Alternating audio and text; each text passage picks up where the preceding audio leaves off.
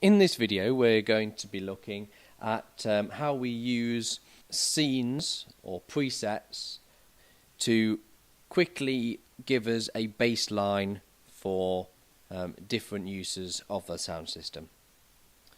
So we'll move to the scenes tabs to start with, and in here you can see a list of 100 scenes. Now, depending on how your installation is set up, we might have some missing at the top or at the bottom. These are normally what we call our default presets. That means that if everything goes terribly wrong, there will be a default to go back to. And also it means that if any adjustments are made to speech microphones, then somebody just requiring speech for one service can recall a default for speech. But you may want to set up presets, lots of different presets, to be able to recall for different reasons. You might have worship band 1, and you might have another one that's called worship band 2.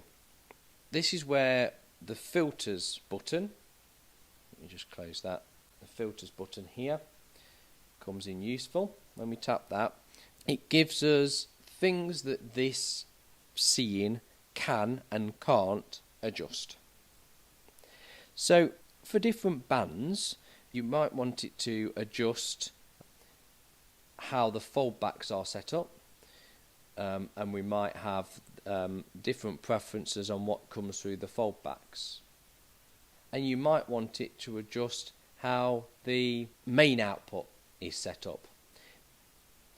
So you'll want to allow those. You'll want it to be able to change the names, because again you might have given the same channel a different name. And the same again for your faders. You want to keep those the same. And you want to keep the mutes, because you might be not using some channels when one band is playing and another. But the things that you won't want to change is where the outputs go to. You don't want to change the auto mixer, or the soft keys, or the talkback. At the effects sends, but you might not want to change the mix sends. And then we move to the inputs. We don't want to adjust the padding, but we might want to adjust the gain, which is this preamps here. We might want to adjust whether we're sending the effects.